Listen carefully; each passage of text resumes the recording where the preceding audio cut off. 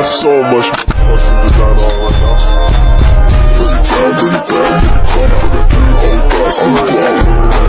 design on right now. Lebih dahulu, ya.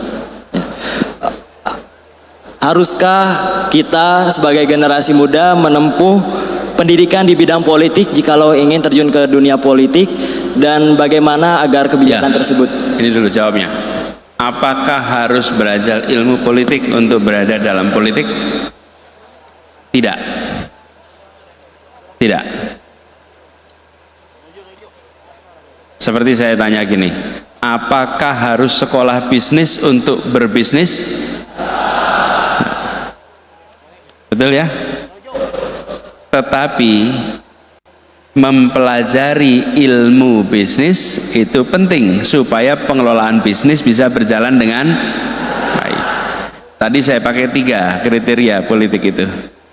1 adalah pengelolaan kepentingan, yang kedua penyusunan kebijakan, yang ketiga adalah strategi.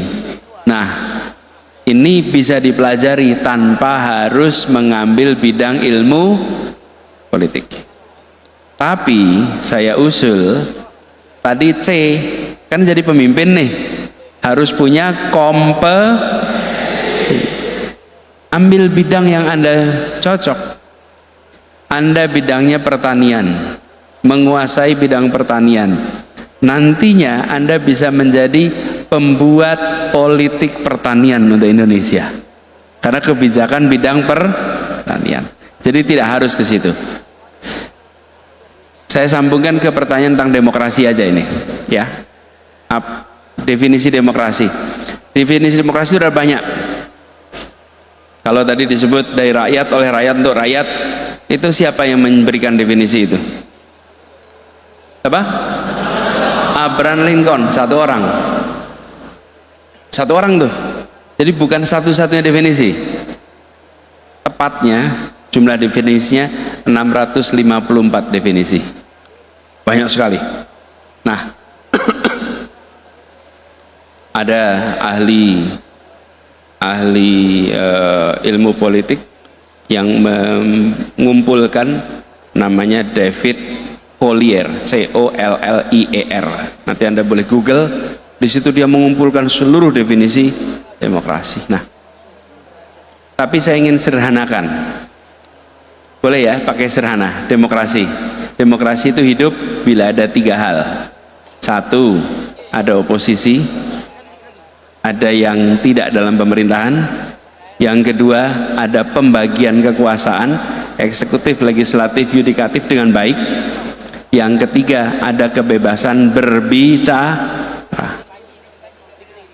Nah, dengan definisi itu, 3 itu, maka rakyat bisa memperjuangkan kepentingannya di dalam proses pemilu, karena ada oposisi. Nah, apakah sekarang demokrasi itu hanya untuk sebagian? Teman-teman, salah satu masalah terbesar dalam demokrasi kita adalah masalah pembiayaan. Namanya political financing. Ini belum diatur, ini belum dibuat rumusan yang baik, sehingga belum ada aturan tentang biaya kampanye, belum ada aturan yang baik tentang mengelola partai Efeknya yang sering terjadi adalah yang bisa jadi calon yang punya uang. Nah, ini PR kita. Akibatnya yang tidak punya uang sering kalah, bukan karena tidak mampu, tapi karena tidak punya modal. PR kita menyelesaikan ini supaya ada kesetaraan di dalam demokrasi kita. Itu PR kita. Jadi yang adik sampaikan tadi ada benarnya, bahwa karena belum setara, karena belum diatur. Kalau sudah diatur, nanti kita akan memiliki kesetaraan lebih baik, gitu ya. Oke. Baik, lanjut ke pertanyaan ketiga. Enggak, pertanyaan yang kedua dari yang pertama.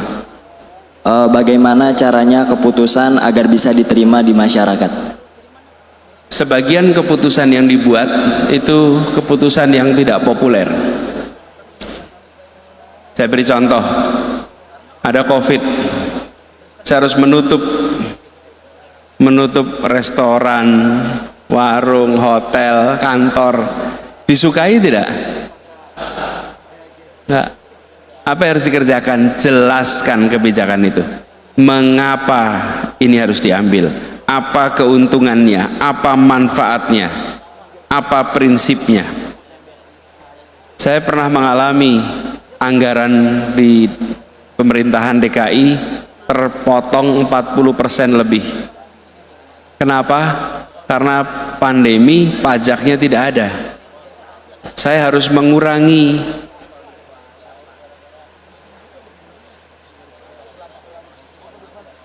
take home, uang yang dibawa pulang oleh karyawan dipotong 50%, 25% statusnya ditahan, nanti dibayarkan kalau pandemi selesai, 25% dipotong, tidak akan dibayarkan. Wah, itu seluruh jajaran DKI merasa lah, gimana kami hanya kredit rumah, kredit mobil, bayar sekolah anak, lah 50% pendapatan hilang. Wih, itu rumit sekali. Tapi begitu dijelaskan dengan benar, dengan baik, saya sampaikan kepada para pegawai DKI, uang kita ada sekian triliun. Sekian triliun ini bisa dipakai untuk 60.000 pegawai DKI, atau uang ini dipakai untuk beli sembako bagi 1,6 juta keluarga di Jakarta. Saya katakan pada semua, mari kita gunakan uang ini untuk 1,6 juta warga di Jakarta sehingga mereka bisa makan. Uangnya dari mana? Dari pegawai DKI Jakarta. Dan kemudian saya sampaikan, Bapak Ibu, di sini ada tandanya. Tulisannya apa? Abdi negara. Pada saat kita sedang krisis, tunjukkan bahwa kita benar-benar abdi negara yang siap mengabdi dengan